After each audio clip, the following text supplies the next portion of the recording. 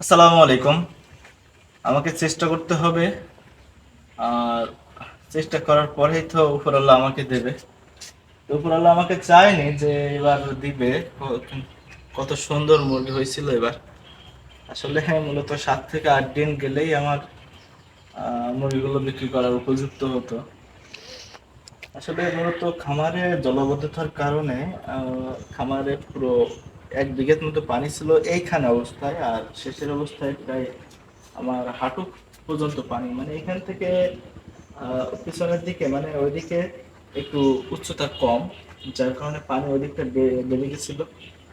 আসলে আগে তো একটা ভিডিও ছাড়েছি, তার ভিতরে বুঝতে পারবেন যে খামারে কেমনটা পানি উঠেছিল। আসলে আমি দেখাই আপনাদের যে কোথা থেকে পানিটা বের করছিলাম। এই খামারের ভিতরে যে পানি, ওই সাইডের পানি, আর এই সব ওভার করে, যে ইট, 2টা ইট ওভার করে তারপরে ভিতরে পানি ঢুকছে অবশ্যই। কিন্তু আমি আরো বড় পাইপ বসাতে চাইছিলাম, যে মুড়িগুলো উঠানো হয়ে গেলে বড় পাইপ দিয়ে ড্রেনটা সুন্দর করে কাটবো।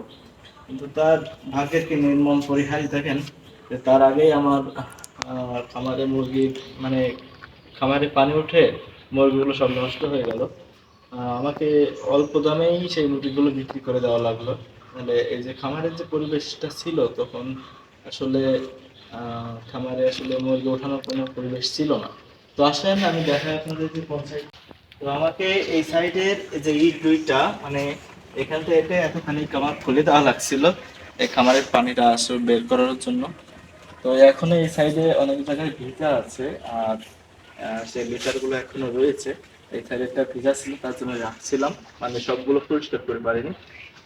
এই সেই নদের মাটি কাইটে পরে যে ডাইরেক্ট করার পরে এই পানিগুলো সরে গেছিল।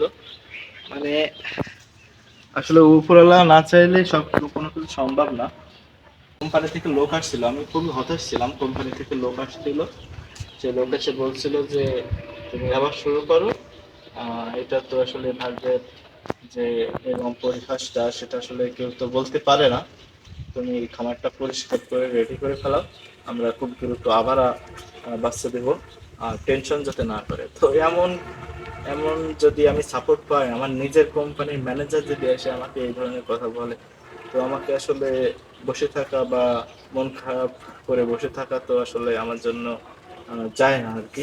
তো আমার চেষ্টা করতে হবে যে আহ, সামনের বার আবার মানে ভালো করে করার। এবার ভালো করেই করছিলাম, একা একাই করছিলাম। তো এর থেকে আরো ভালো করে সচেতন হওয়া দরকার, যেন সামনে যেন আর কোনো সমস্যা না হয়।